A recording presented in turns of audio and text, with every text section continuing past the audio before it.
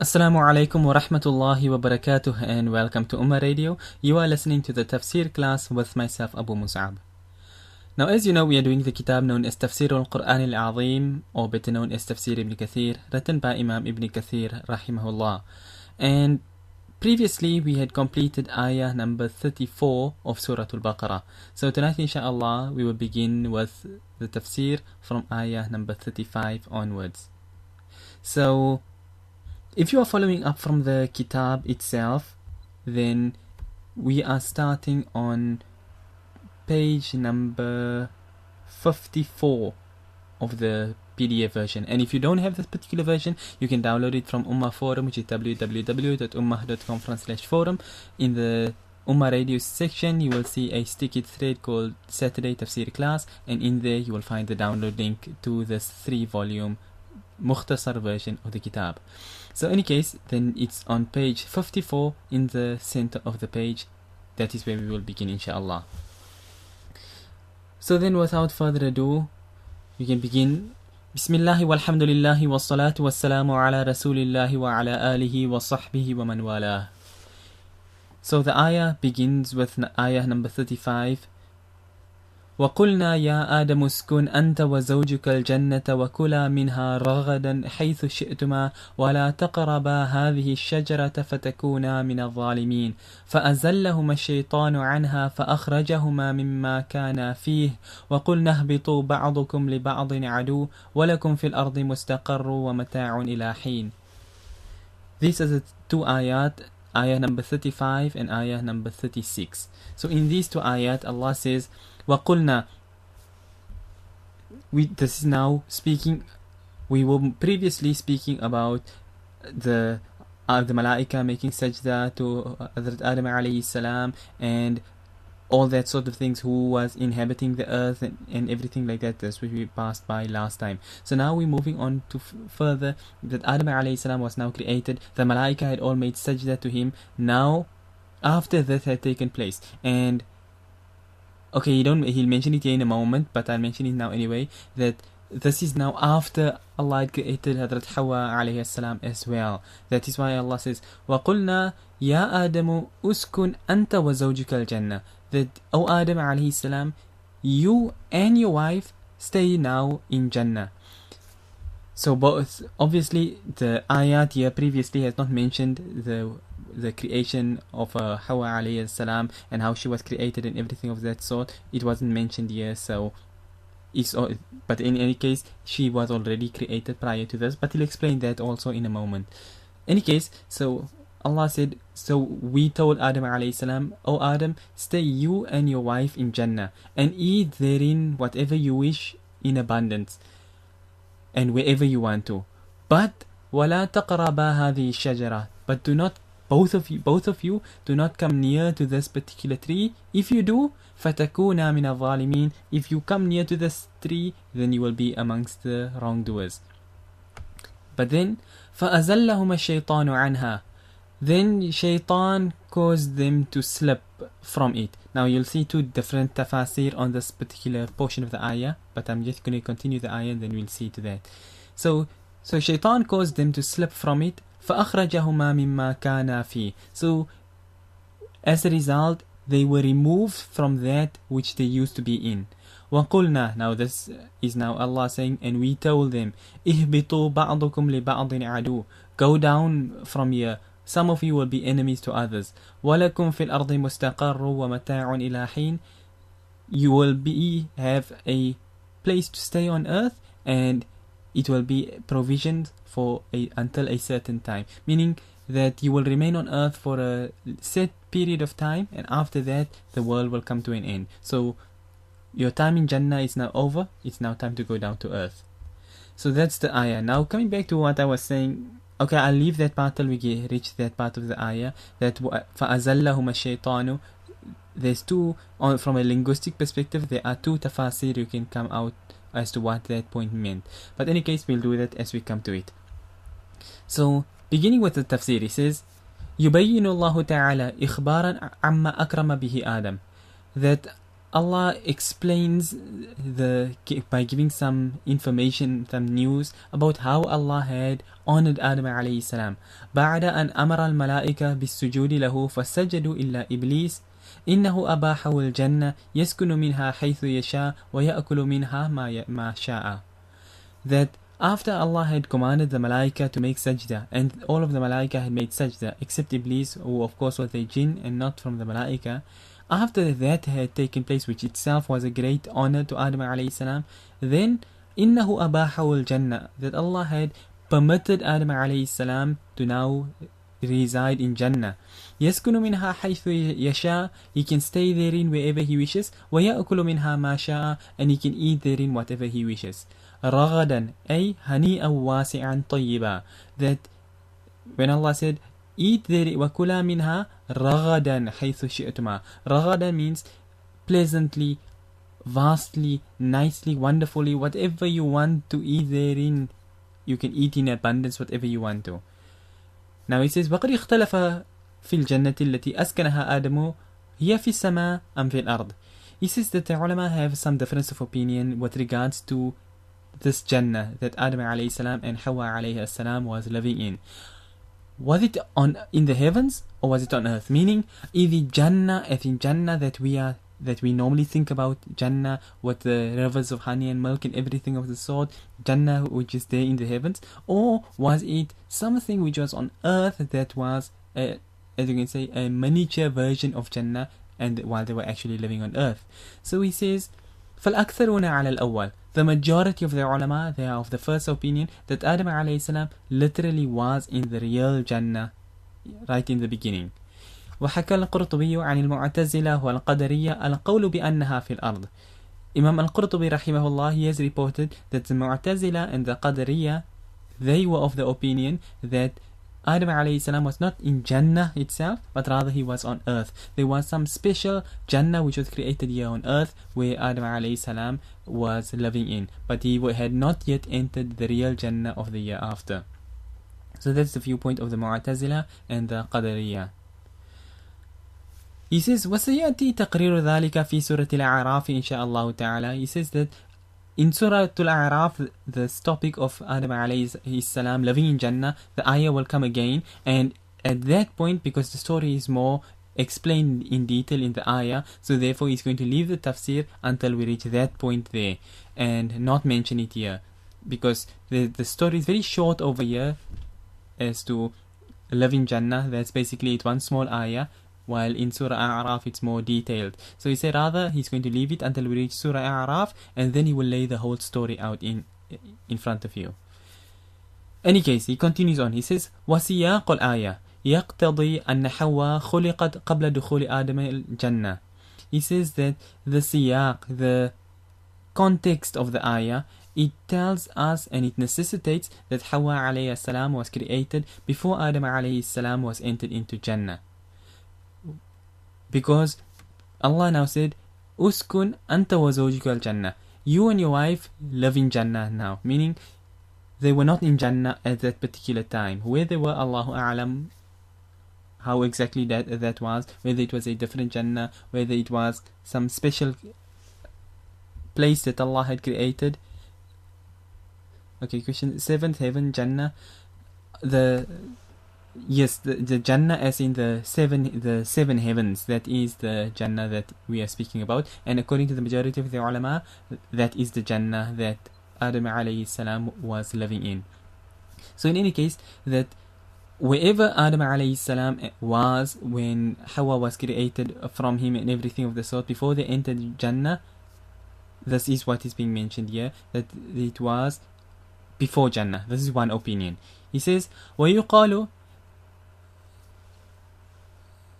إن خلق حواء كان بعد دخول الجنة كما قال السدي في خبر ذكره عن ابن عباس وعن ناس من الصحابة رضي الله عنهم.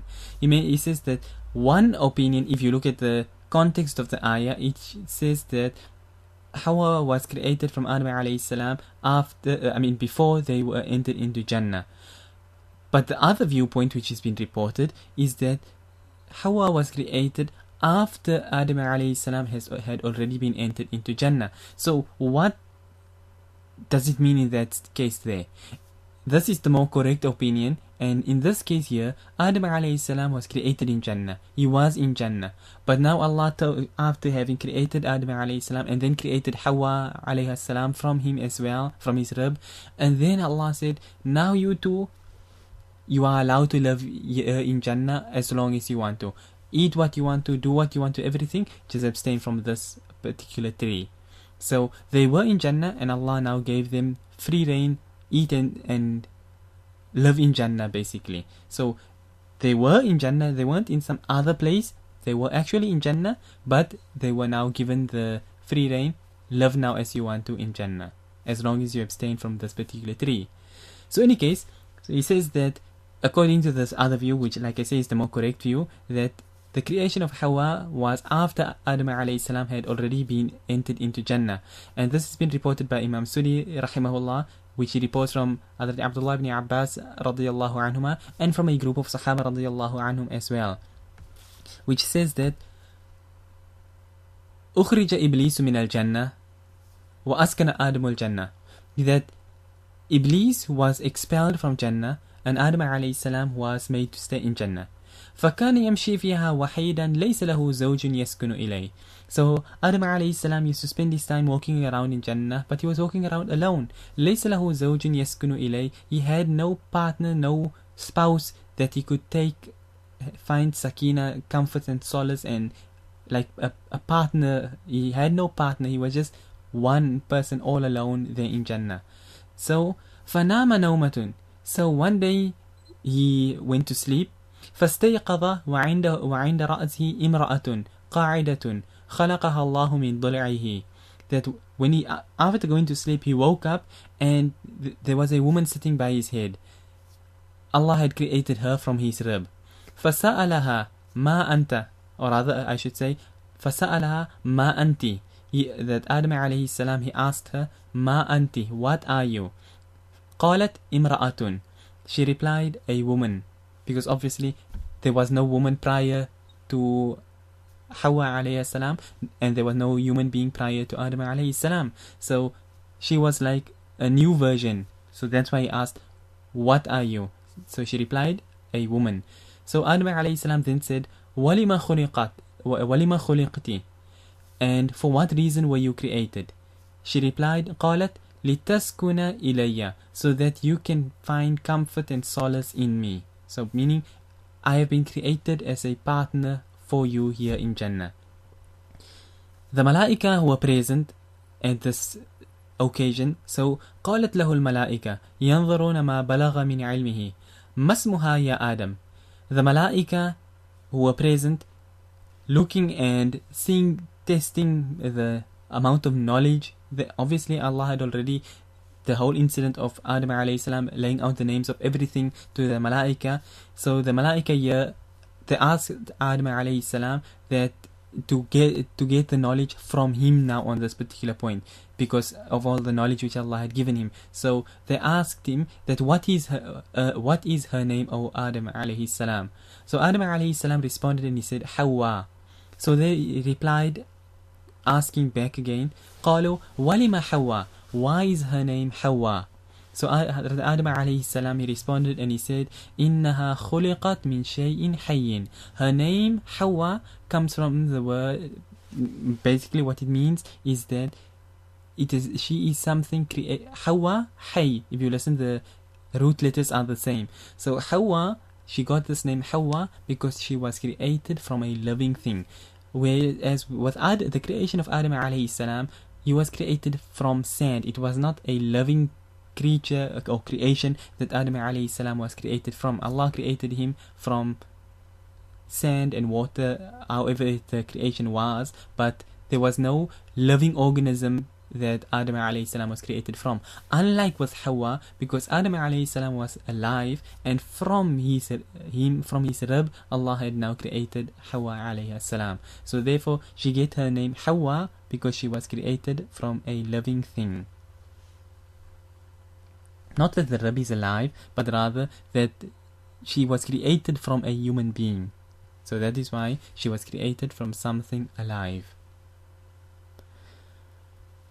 He now moves further. He says, وَأَمَّا قَوْلُهُ وَلَا تَقْرَبَا هَذِهِ الشَّجَرَةِ. As for the statement of Allah Ta'ala, where Allah Ta'ala says, do not come near to this particular tree. He says, فَهُوَ اِخْتِبَارٌ مِّنَ اللَّهِ تَعَالَى وَامْتِحَانٌ لِآدَمَ. That this was a test and an examination from Allah Ta'ala to Adam alayhi salam. That stay away from this particular tree. He says, وَقَدْ اخْتَلَفَ فِي هَذِهِ الشَّجْرَةِ مَا هِيَ. The ulama, they differ with regards to this tree, as to what this tree is exactly.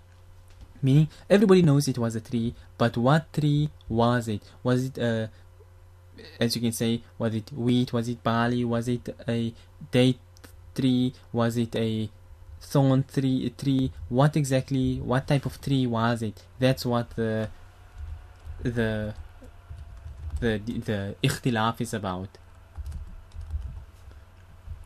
So therefore you find all these difference of opinion amongst the ulama, as you will see now in a moment. So he says that فقال السدي عن ابن عباس رضي الله عنهما الشجرة التي نهي عنها آدم عليه السلام هي الكرم. Imam As-Sudi rahimahullah, he reports from Hazrat Abdullah ibn Abbas radiyallahu anhuma, who said that the tree which Adam alayhi salam was prohibited from, that he was told to abstain from, this tree was al-karm. Al-karm means the grapevine. So he was commanded to stay away from the the grapevines. So this is the viewpoint of Hazrat Abdullah ibn Abbas radiyallahu anhuma. Now moving on to the next, that was now one point. He says, وَتَزْعُمُ يَهُودُ أَنَّهَا الْحِنْطَةِ. And the Jews, they claim that the tree that Adam alayhi salam was prohibited from, it was wheat. So one says the grapevine, one says wheat. So although we're using the term tree here, but it don't mean tree as in big, as you can say, trunk and wide branches and things like this. The more correct translation rather would then be plant, but generally we translate it as this particular tree. So because in any case, in all, as you'll see in the ending here, we have no dalil from Quran and Sunnah as to what particular tree this is. This is just different different opinions of everybody as to what particular tree this was. So in any case, وَتَزْعُمُ يَهُودُ أَنَّهَا الْحِنْطَةِ. The Jews, they claim that this tree was wheat. It was wheat that Allah had prohibited Adam alayhi salam from. وقال ابن جرير عن ابن عباس رضي الله عنهما الشجرة التي نهي عنها آدم عليه السلام هي السنبلة. Now Imam Ibn Jarir rahimahullah, he also reports from Abdullah ibn Abbas radiyallahu anhuma. However, his narration here in this case is different. In the first one it said it was the grapevine, but here he says that the tree which Adam alayhi salam was prohibited from, it was a spike of grain. Like, wheat, barley, the sort of grains, it was a spike like that. That is what he was prohibited from. He says, وقال ابن جرير بسنده حدثني رجل من بني تميم أن ابن عباس رضي الله عنهما كتب إلى أبي الجلد يسأله عن الشجرة التي أكل منها آدم. Imam Ibn Jarir rahimahullah, he reports with his sanad. He says that a man from Bani Tamim narrated to me that Abdullah ibn Abbas radiyallahu anhuma wrote to a person by the name of Abu al-Jald, asking him about the tree which Adam alayhi salam had eaten from.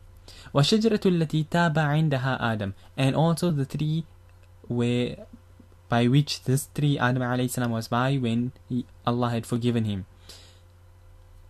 فَكَتَبَ إِلَيْهِ أَبُو الْجَلْدِ. So Abu al-Jald, he wrote to Hazrat Abdullah ibn Abbas radiyallahu anhuma saying, سألتني عن الشجرة التي نهي عنها آدم وهي السنبلة. He says that the tree, you have asked me about the tree which Adam alayhi salam was prohibited from, and that tree is the sumbula, the spike of grain.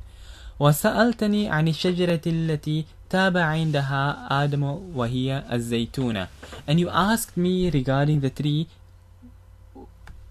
this tree whereby Adam alayhi salam had repented. This tree is the zaytuna, which is the olive tree. So both these narrations is reported by Imam Ibn Jarir, both saying that this tree or plant was a spike of grain, and the previous one said it was a grapevine. He goes further, he says, وقال سفيان الثوري عن أبي مالك ولا تقربا هذه الشجرة النخلة. Imam Sufyan al-Thawri, he reports from Abi Malik, commenting on the ayah ولا تقربا هذه الشجرة, he said that it refers to an-nakhla. So according to Imam Abu Malik, he says that this tree was the date palm. وقال ابن جرير عن مجاهد ولا تقربا هذه الشجرة التينة. So Imam Ibn Jarir, he reports that Imam Mujahid rahimahullah commented on the ayah, this وَلَا تَقْرَبَا هَذِهِ الشَّجَرَةِ, he said this refers to the fig tree. So we have the fig tree, the date palm, the olive tree, the wheat and grapevine, and also a spike of grain. Those are the viewpoints which have been mentioned here. He says, قال الإمام العلامة أبو جعفر بن جرير رحمه الله والصواب في ذلك أن يقال إن الله عز وجل ثناؤه نهى آدم وزوجته عن أكل شجرة بعينها من أشجار الجنة دون سائر أشجارها فأكلا منها. He says Imam al-Allama Abu Ja'far ibn Jarir, the same Imam ibn Jarir that he's referencing the whole time, Imam ibn Jarir rahimahullah, he said that وَالصَّوَابُ فِي ذَلِكَ أَن يُقال, the correct view to say in regards to all of this is that إن الله عز وجل ثناؤه نهى آدم وزوجته عن أكل شجرة بعينها, that Allah Azza wa Jal had prohibited Adam alayhi salam and his wife from eating from one particular tree of Jannah دون سائر أشجارها, apart from the rest, meaning he was allowed to eat from everything else, just not from this one particular tree. So it's not that he was prohibited from, let's say, all date palms, that there's a million date palms in Jannah, don't eat from any date palms. That's one interpretation in any case, but here he says that there was one particular tree in this one particular place here, and let's say for example it was a date palm now, so there were other date palms around, and if you wanted to eat from those ones, fine, but don't eat from this one over here. This is what is being mentioned over here. Okay, question over here. Where do they get their opinion from if no one knows for sure? Just guesses? Yes, it's all these things actually comes from the Israeliyat rather, the Israeli waqiyas, the narrations from the Jews, because the Jews said this and the Jews say that, the Jews say it was wheat, the Jews said it was grapes, as they all differed. The thing is that Allah had given the Jews lots of knowledge and information about obviously 99% of the Anbiya alayhi salam was sent to the Jews because they just wouldn't come right. That's why every time after time, Anbiya was sent to the Jews. So that is why when it comes to these things here, they had more knowledge than the other people. But obviously you can see they have differing views amongst themselves, so they were all just taking guesses. Any case, and here he comes to the important point, or rather he'll come to here in a moment. Anyway, coming back to where he says that it was one particular tree in Jannah and he was allowed to eat from the rest of the trees, but فَأَكَلَا مِنْهَا, then Adam alayhi salam and Hawa alayhi salam, they both ate from this tree. He says وَلَا عِلْمُ عِنْدَنَا بِأَيِّ شَجَرَةٍ كَانَتْ عَلَى التَّعْيِينِ, we have no knowledge whatsoever. وَلَا عِلْمَ عِنْدَنَا, we have no knowledge بِأَيِّ شَجَرَةٍ كَانَتْ عَلَى تَعْيِينٍ, that what tree in particular it was. It could have been a date palm, it could have been a grapevine, it could have been an apple tree, it could have been an orange tree, it could have been anything, we don't know. So هي لأن الله لم يضع لعباده دليلا على ذلك في القرآن ولا من السنة الصحيحة. Why? Because Allah has not put for his servants any proof for that in the Quran, nor from the authenticated Sunnah. Meaning, we have nothing from Rasulullah sallallahu alaihi wasallam or from the Quran to say that it was this tree or it was that tree or anything of the sort like that. So it's all just opinions. Okay, question over here. Imam Ibn Kathir consider Israeliyat context. When it comes to the acceptance of narrations from the Israeliyat, then as you will notice here, Imam Ibn Kathir is not quoting some Jew just out on all on his own. If you notice, it's Hazrat Abdullah ibn Abbas radiallahu anhuma who was taking certain things from the Jews, and that is what Imam Ibn Kathir rahimahullah is reporting, but not just out of his own going to report from all the Jews. Now and then he will say that the Jews say this and the Jews say that, and when it comes to this point, Rasulullah sallallahu alayhi wasallam did inform us that حدثوا عن بني إسرائيل ولا حرج, that you can, when it comes to narrating from Bani Israel, then you can report from them as long as what you are reporting is not conflicting to the Sharia. If they, like for example, the kuffar, these Jews and Christians, they like to make it seem as though the Anbiya alayhi salam were evil people and stuff like this, and they committed all sorts of sins and vile stuff. This is now haram and kufr, and we don't report any of this. We throw it to the side because we know it's a bunch of lies. But when it comes to many of the Anbiya alayhi salam that we don't know about, whose names have not been mentioned in the Quran and Sunnah, Imam Ibn Kathir rahimahullah and other mufassirin as well, they take this from the Jews. For example, you have the who they call Samuel, who in Arabic we refer to as Shamuel. In the time of Dawood alayhi salam, when he was young, the Nabi of the time was Hazrat Shamuel alayhi salam. Like I said, the Christian name for him is Samuel, and he was the Nabi at the time when they were going to fight Jalut, Goliath as is termed in English. So the Nabi at the time there where Talut was chosen as the king, the Nabi that was overall looking after we call them the Jews of the time, they were the Nabi there was Shamuel alayhi salam. Now his name is not mentioned anywhere in our books, but we accept Shamuel alayhi salam. You have like for example, apart from Shamuel, there is a number of other Anbiya alayhi salam that are mentioned in their books, which are not mentioned by in the Quran and the Sunnah, but despite that we accept these certain Anbiya alayhi salam from them. So they say so and so was a Nabi, we also hold to the same view that they were indeed Anbiya alayhi salam. So any case, that was just on the topic of Israeliyat. Alright, coming back to where we were, he's saying that Allah had not given us any proof from the Quran or the authenticated Sunnah as to what particular tree this is. Then he goes on further, he says, وَقَدْ قِيلَ كَانَتْ شَجَرَةُ الْبُرْ. He says it has been mentioned by some people that it was this tree known as wheat, meaning it was wheat. وَقِيلَ كَانَتْ شَجَرَةُ الْعِنَبِ. Another viewpoint said that it was the grapevine. وَقِيلَ كَانَتْ شَجَرَةُ التِّينِ. Another viewpoint said it was the fig tree. وَجَائِزٌ أَن تَكُونَ وَاحِدَةً مِنْهَا. He says it's permissible that it could have been one of these plants, could have been wheat, could have been grapes, could have been figs, could have been olives, could have been apples, could have been anything. It's permissible, it's possible. He says وَذَلِكَ عِلْمٌ إِذَا عُلِمَ لَمْ يَنْفَعِ الْعَالِمُ بِهِ عِلْمُهُ وَإِنْ جَهِلَهُ جَاهِلٌ لَمْ يَضُرُّهُ جَهْلَهُ بِهِ وَاللَّهُ أَعْلَمُ. He says that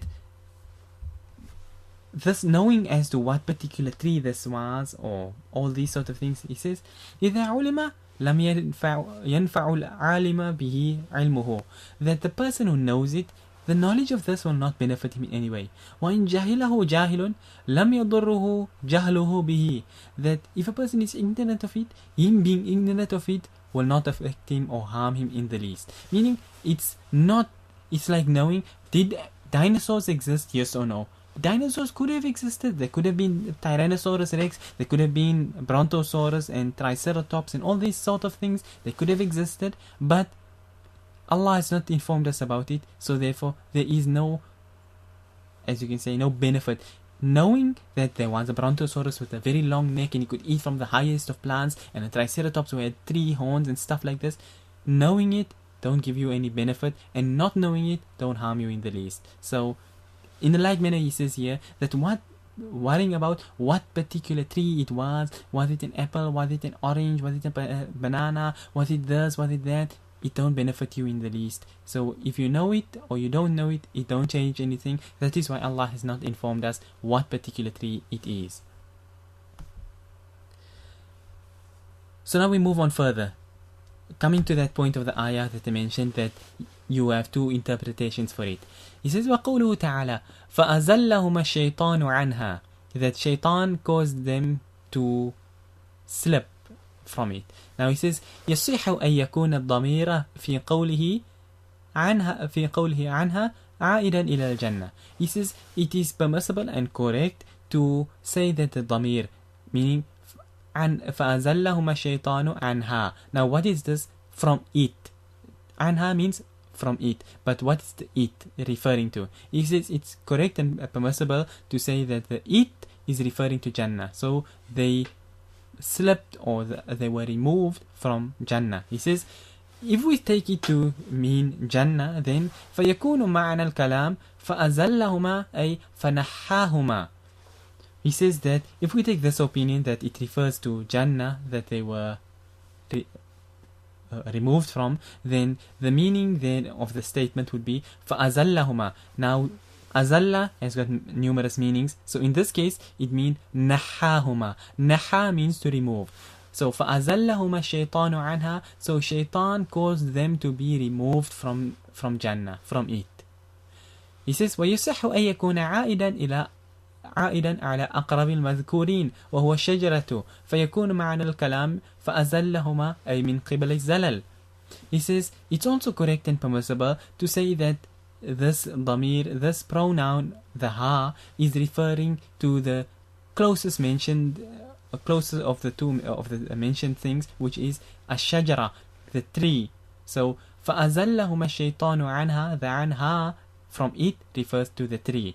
He says in that case فيكون معنى الكلام, then the statement then will mean فأزلهما أي من قبل الزلل. Azalla from zalal means he caused them to slip from their mind about this particular tree, and then they ate from it. He says فعل هذا يكون تقدير الكلام فأزلهما الشيطان عنها أي بسببها. He says that what is mentioned here is, or rather I should say what is supposed to be mentioned here, which isn't actually mentioned here, is that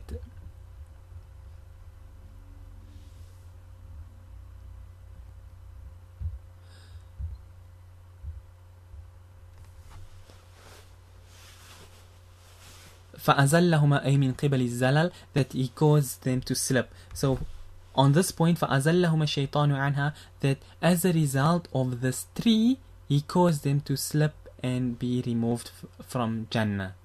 So to just repeat it again, فأزلهما الشيطان عنها, so shaitan caused them to be removed from Jannah. One interpretation. The second one, from the word zalal, فأزلهما الشيطان عنها أي بسببها. So as a result of this tree, shaitan caused them to slip and therefore be removed from Jannah. That's the slight difference between the tafsir, or rather I should say these 2 tafasir from it.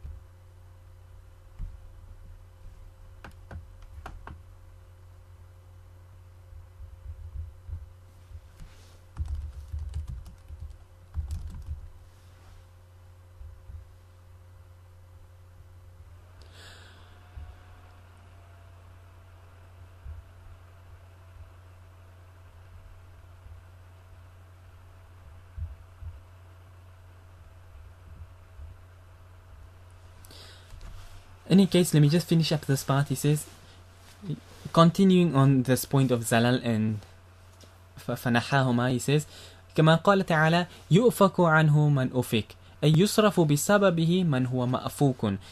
He's now proving the point of the Zalal, that both these interpretations of or translations of the ayah is correct, because for example in the ayah wherein Allah says يؤفك عنه من أفك, that turned away is the one who is, or you can say deluded, and this yu'faku ufik ma'fuk, it refers to a person who is turned away, who is deluded, you don't know what he's doing. So such a person, you can only hear from the linguistic perspective. أي يصرف بسببه من هو مأفوك. So it's this here فأزلهما الشيطان عنها. It's just trying to prove from linguistically that this عنها is referring أي بسببها, that عنها from it means actually because of it, not from it but because of it. That's basically what he's trying to prove. So يؤفك عنه من أفك, meaning not he is turned away from it, the one who is deluded, but rather because of it the one who is deluded is turned away. That's what he's basically trying to say.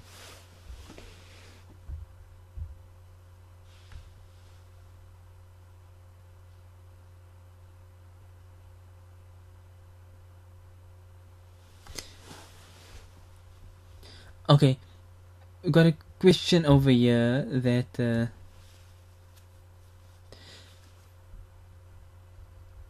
there comes a hadith wherein it's mentioned that if it was not for Hawa, then no woman would, as you can say, deceive her husband. And were it not for Bani Israel, no food would ever become stale and old, and no meat would be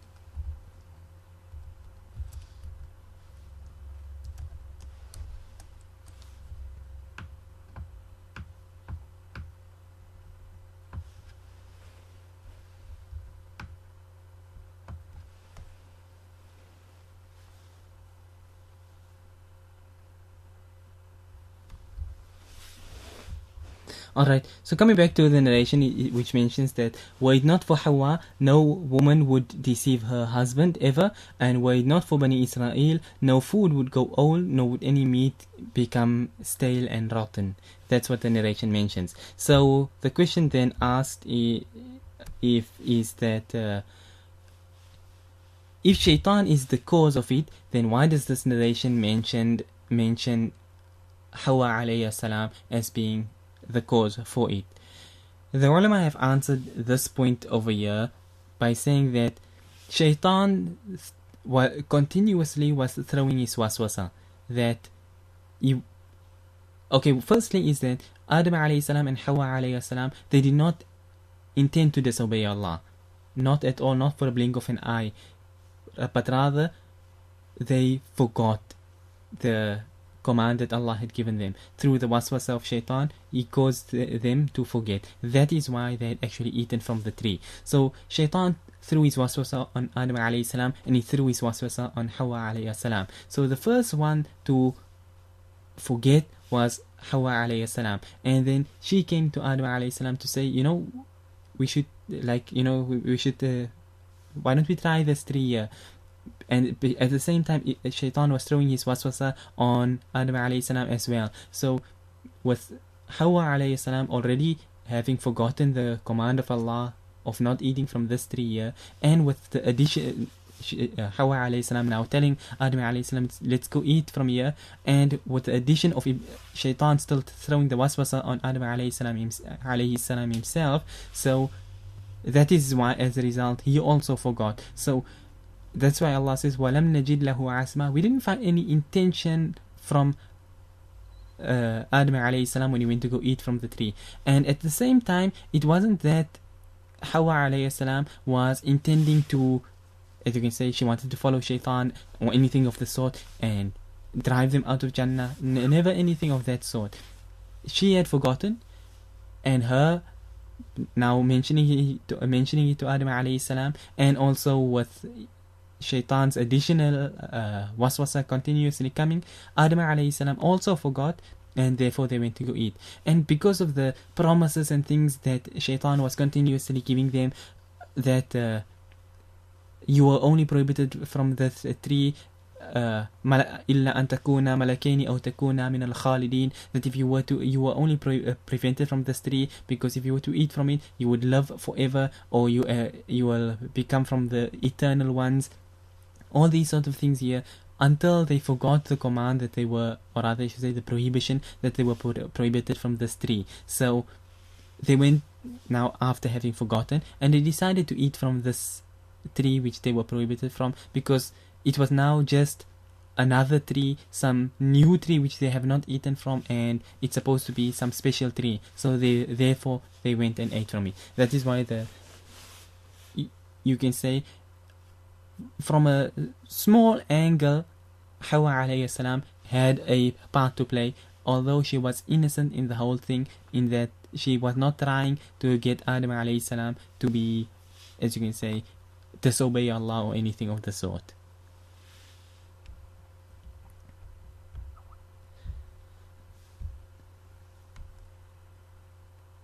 Okay, and the second part of the hadith, were it not for Bani Israel, then no food would ever go old, nor would any meat go stale. Then this year is referring to the incident of manna and salwa. In that, so much Allah had given for Bani Israel, that Allah had given them manna and salwa. Now you'll find a lot of tafseer on the point of manna and salwa, and that inshallah will come as we pass by here in Surah Al-Baqarah. We will come to the topic of manna and salwa. But in any case, some ulama say it was a special bird, some say manna was like a mushroom, and in fact there's a hadith which mentions that a mushroom is from a manna which Allah had given to Bani Israel. And in any case, so manna and salwa were two food things which Allah had given to Bani Israel, but that was it. It was only just these two things which they would get every day. No need to go out of your way or anything.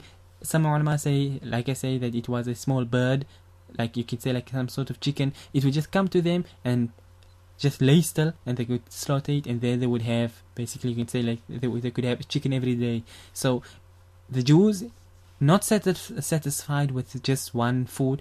Obviously, this was the food from Jannah, and it had special things surrounding it. They were not permitted to store the food.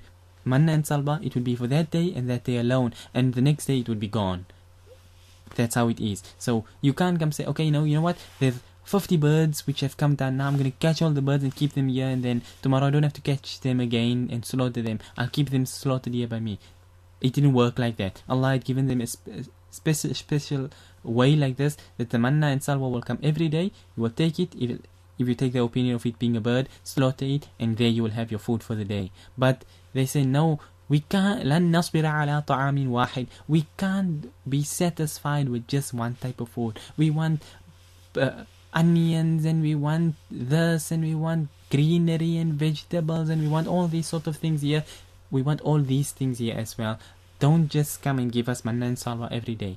And as a result of that, Allah cursed them that you replace that which is better with that which is lower. That Allah was giving you food from Jannah every day, but no, you turn it away. You want the lower dunya food, which obviously cannot compare with the food from Jannah. So if it was not for that, Allah would have continued to send manna and salwa to everybody throughout the ages, and today nobody would have a problem with food, because manna and salwa would be coming every single day, and obviously now there would be no need for any food to go old. There would be no need for meat to go rotten and things of that sort, because after all, why would a person have to worry? You are getting your food every single day.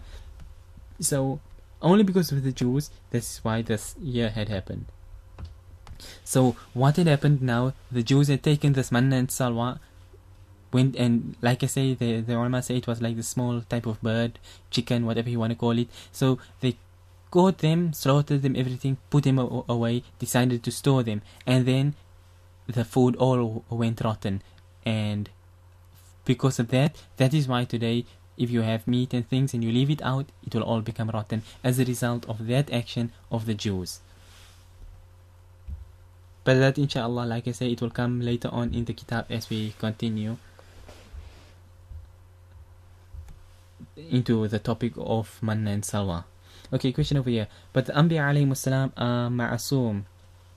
They are innocent, they are and sinless. So yes, definitely. Adam alayhi salam, he is ma'asum, he did not commit a sin. What he had done, he had forgotten. And in the case here, okay, we will come to that ayah itself, and then you will see the tafsir on when Adam alayhi salam had forgotten, and it was not a sin from his part. So although Adam alayhi salam took it to be like a sin, but in reality it was not a sin.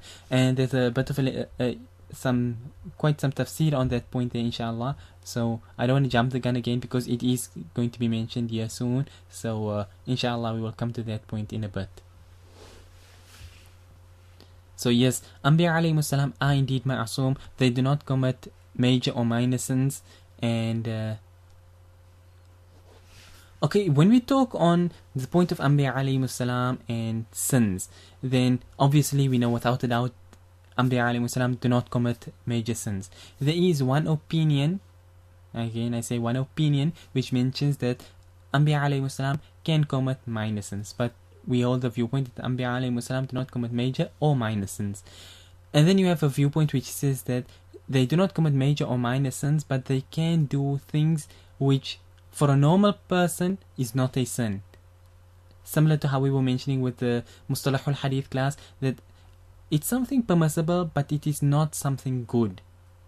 You know, the Khawarimul Muru'ah that we dealt with, something similar of the sort like that. That it's not a sin if they do it, meaning if a normal person do it, it's not a sin. Even if the Anbiya alayhi salam do it, it's not a sin, but it's contrary to something which is better. That's another viewpoint. They say that Anbiya alayhi salam were able to do things of this sort. So those ulama, they now would interpret this, like I say, all of this will be coming in the tafsir as to these various viewpoints, that was it a minor sin, was it something lesser than a sin, everything like that, inshallah. But in any case, you find these difference of opinion, different views mentioned by the ulama, that it was on this category which was less than a minor sin. It wasn't a sin at all, but rather it was something contrary to what was better.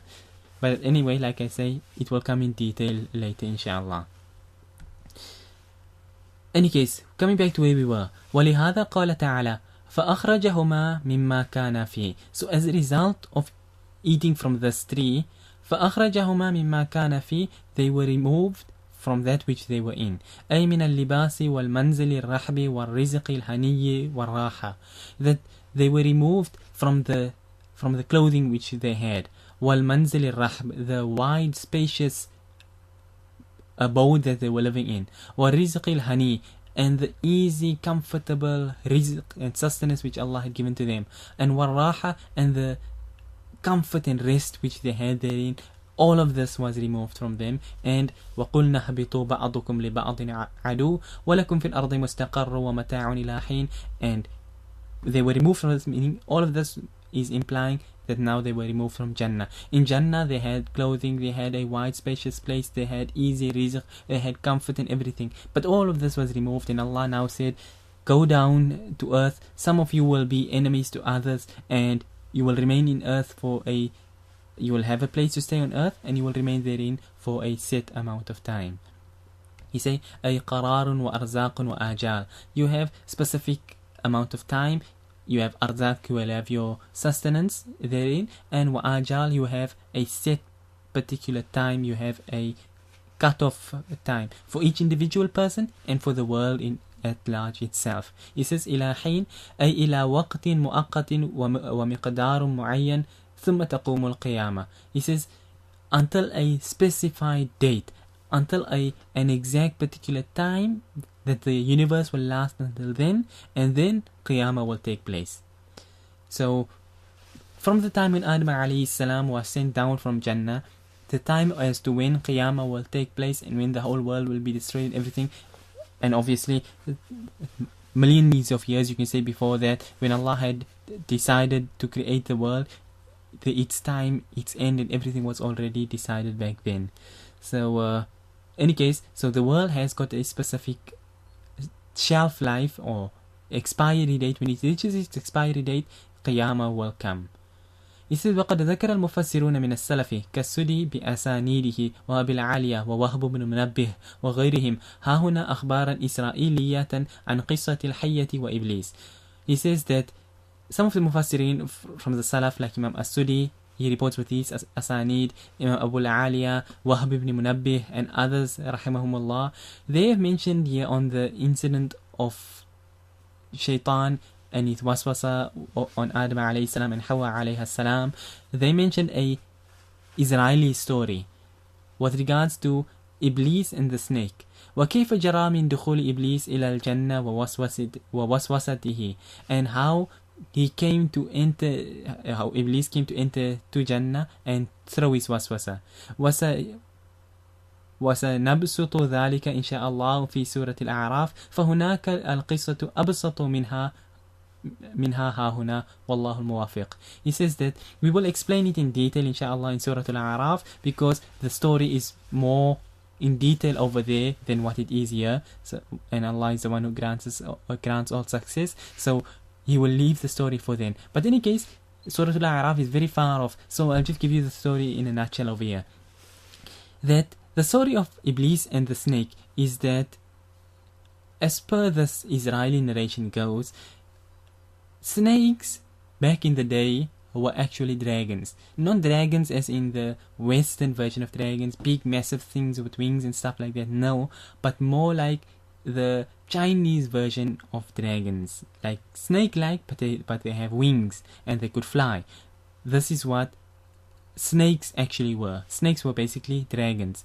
So Iblis came and got in the mouth of this snake back then, call it a dragon, whatever, but Iblis got in the mouth of the snake.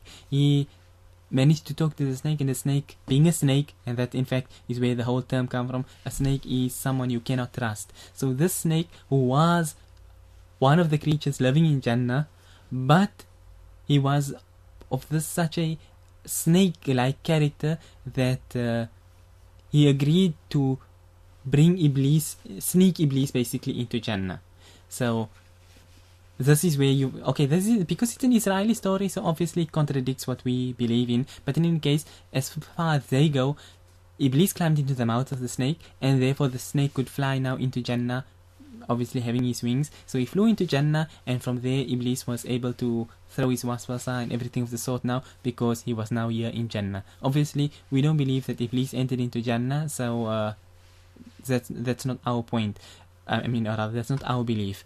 But in any case, so when it was now found out that Iblis had gotten into the mouth of the snake and everything, then the snake was cursed. Its wings were removed, and it was told, crawl on the earth on your belly. So that is why the snake today, it slithers around on the ground, and it is unable to, as you can say, it has no legs, it can't jump, it can't fly, anything of the sort like that. It crawls on the earth.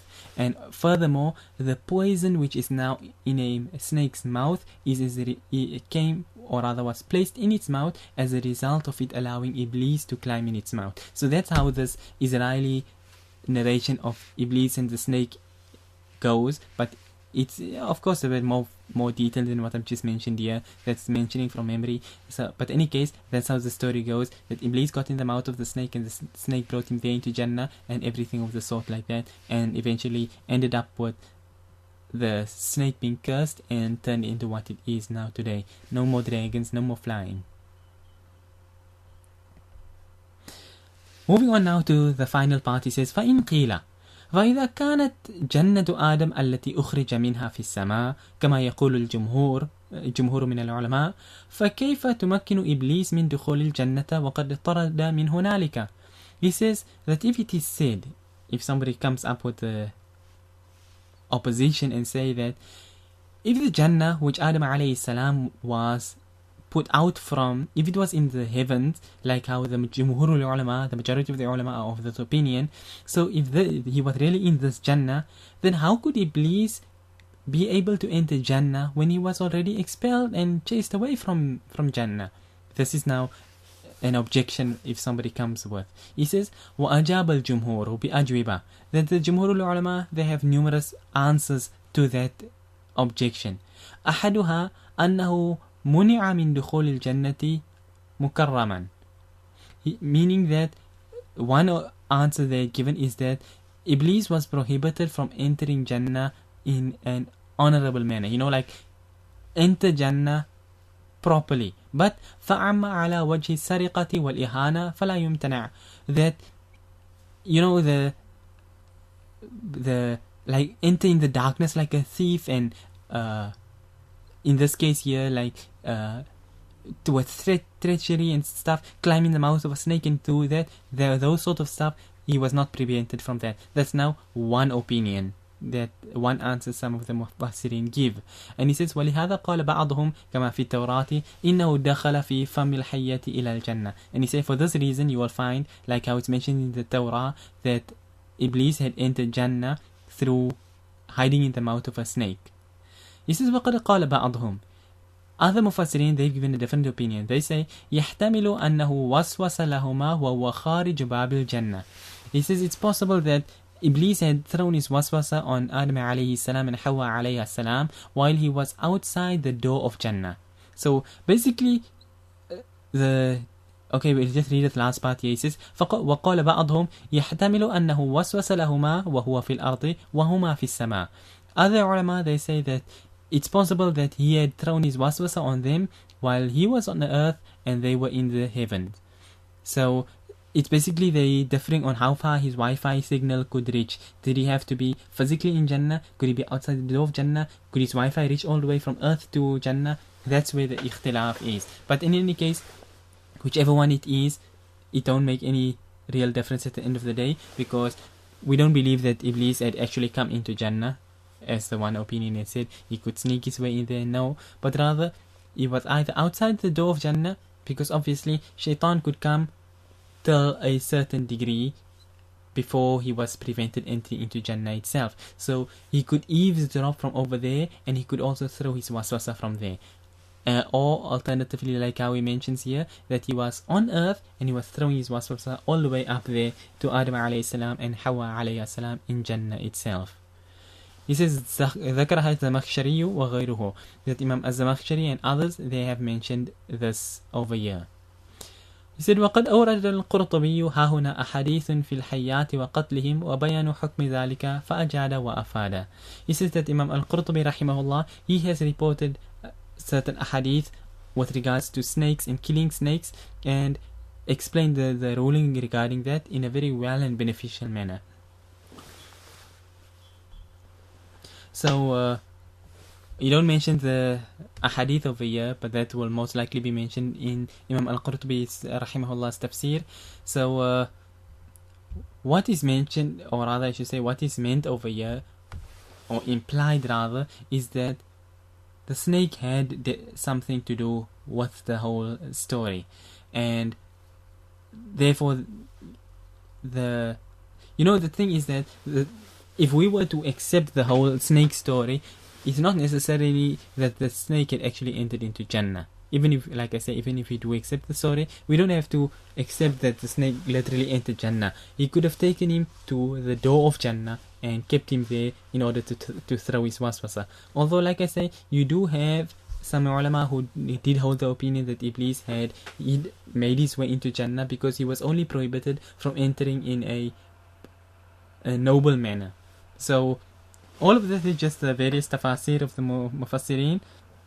So the reason for killing the snakes is because a snake is now a snake. He's a stab you in the back and things of this sort here. So therefore we kill the snakes. It's similar to the hadith with regards to killing lizards, in that Rasulullah sallallahu alaihi wasallam has mentioned reward for killing lizards, or whether geckos or whatever the ulama have described it as, for the reason being that when Ibrahim alayhi salam was thrown into the fire by Nimrod, then the other animals were trying to blow the flame out, but this lizard, gecko, whatever sort of thing it was, except this one thing, he was the backstabber in this case here. He was blowing to fan the fire.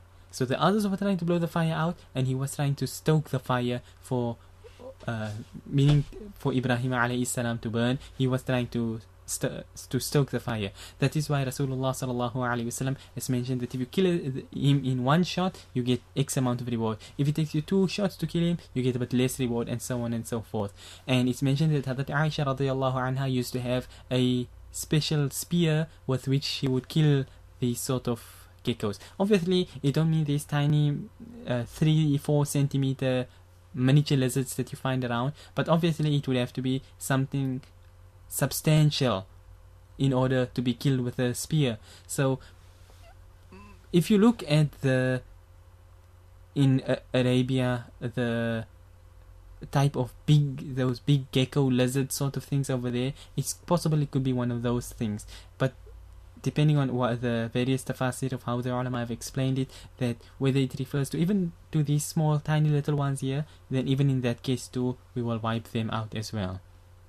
So because of the lizard being I'm just calling him the lizard, the gecko, they're all basically from the same family. So because of his enmity, or rather his backstabbing with the case of Ibrahim alayhi salam, therefore we kill them. So in the case of the snake here, his backstabbing had been to Adam alayhi salam, so therefore we kill them too. So that's why he's mentioning here the story of the snakes.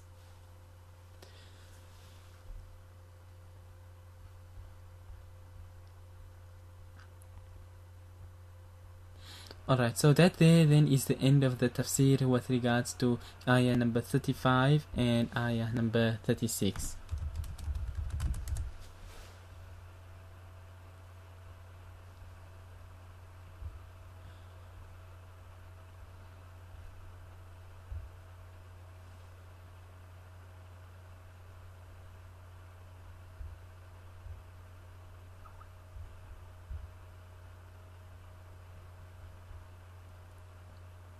Okay, then we'll end on this point here then inshallah, and next week we will continue on from the next ayah.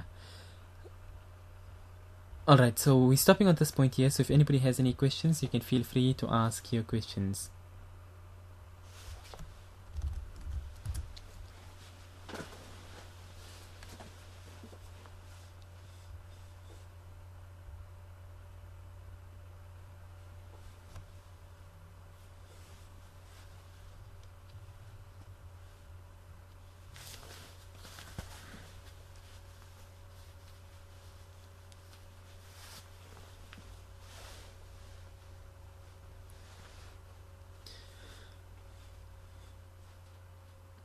Okay, question here about Adam alayhi salam. When he was asked to leave Jannah because of the deed, were we there as ruh form? You know, when Allah took the pledge from us.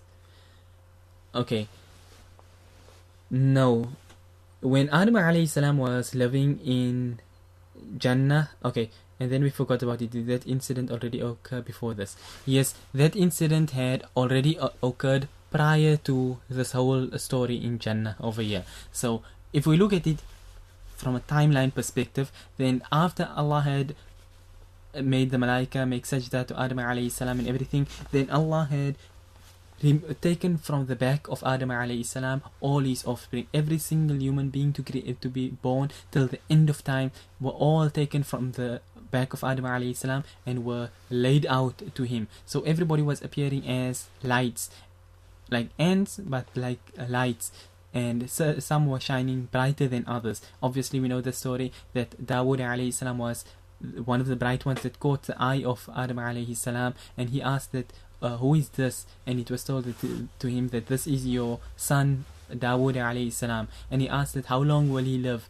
He was told that he will live for 60 years. So Adam alayhi salam said, then increase his lifespan, take from my lifespan and give to him an additional 40 years. So Adam alayhi salam was supposed to live for 1000 years. So at the age of 960, the angel of death, Malakul Maut, came to Adam alayhi salam to take his ruh. And he said that, no, it's not my time, I've still got another 40 years left to live.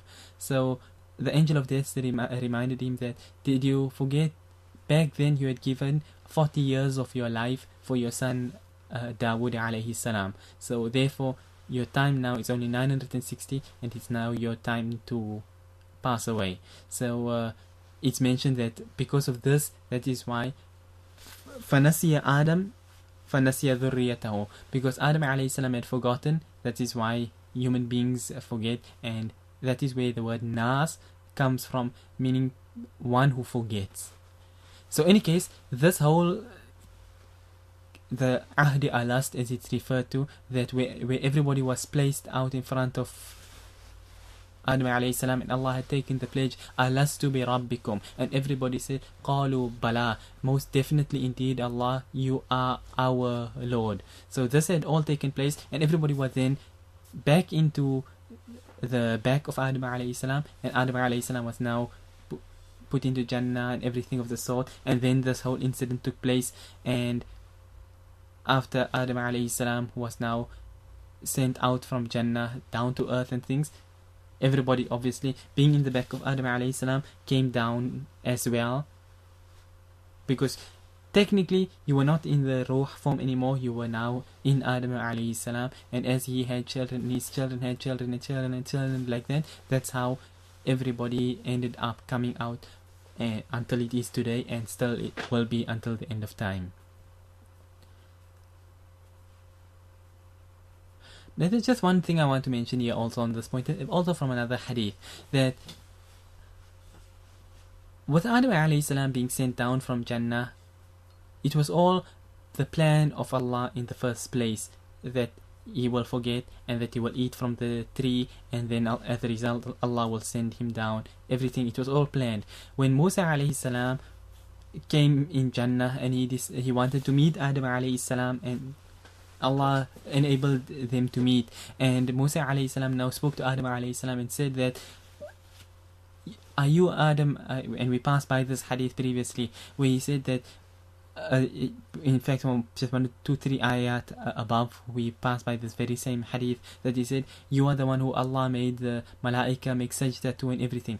The hadith was mentioned in an abridged form, but in any case, the hadith goes that Musa alayhi salam said that you are the one who caused us to be removed from Jannah as a result of your action. So Adam alayhi salam asked him that, did you find this mentioned in the Torah? So Musa alayhi salam said yes. So Adam alayhi salam asked him that, and how long before my creation was the Torah written? He said 50,000 years. So 50,000 years before Adam alayhi salam was created, Allah had already ordained that this is what will happen, that Adam alayhi salam will eat from the tree and be sent down to earth. So Rasulullah sallallahu alayhi wasallam said, فَحَجَّ آدَمُ Musa, that Adam alayhi salam beat Musa alayhi salam in this miniature, so to say, debate, because Musa alayhi salam was like saying that you were the cause. So he said, no, this was the plan of Allah, that this is what will happen.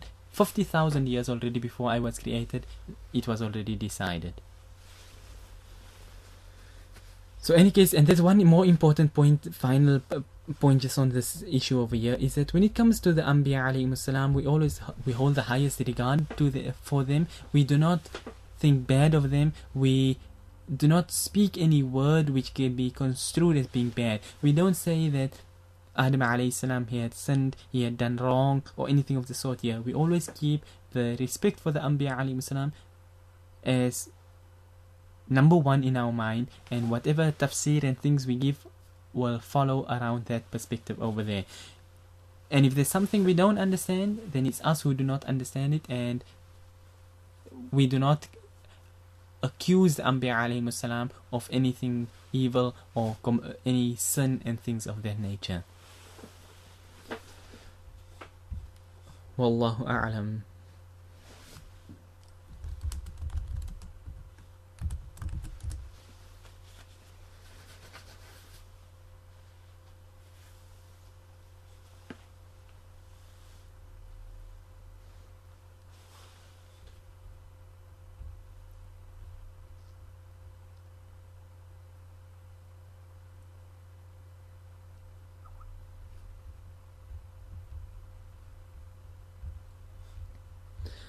Alright then, seeing as we have no more further questions, we will then be ending the class on this point here, inshallah. So until next time, we will end on this point, which is page 55, the end of ayah number 36, and inshallah next time we will continue onwards from ayah number 37. So until then, we end and we say wa sallallahu wa sallam wa baraka ala nabiyyina Muhammad, subhanallahi wa bihamdihi, subhanakallahumma wa bihamdik, nashhadu an la ilaha illa anta, nastaghfiruka wa natubu ilayk. Wassalamu alaikum wa rahmatullahi wa barakatuh.